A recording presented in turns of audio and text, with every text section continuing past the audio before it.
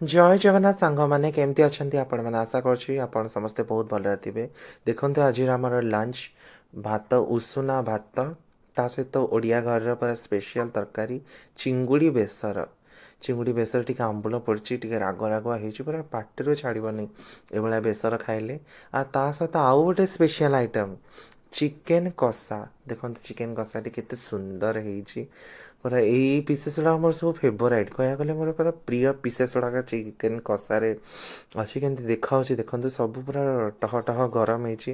ଭାତ ଗରମ ତରକାରୀ ଗରମ ଇଏ ଯେଉଁ ଚିକେନ କଷା ମଧ୍ୟ ଗରମ ଚିଙ୍ଗୁଡ଼ି ତରକାରୀ ମଧ୍ୟ ସବୁ ଗରମା ଗରମ ହେଇଛି। ଶୀତ ଦିନକୁ ପୁରା ମଜା ଆସିଯିବ। ଏଇଭଳିଆ ଚିଙ୍ଗୁଡ଼ି ତରକାରୀ ଚିକେନ କଷା ମିଳିଗଲେ ପୁରା ଦୁଇ ଥାଳି ଭାତ ଆରାମସେ ଉଡ଼ିଯିବ। ଯଦି ଆପଣଙ୍କୁ ଏ ଭିଡ଼ିଓଟି ଭଲ ଲାଗିଥିବ then do like share comment and subscribe. ଏମିତି ଆଗକୁ ବହୁତ ସାରା ଭିଡ଼ିଓଜ୍ ଆସିବ। ଧନ୍ୟବାଦ। Thank you.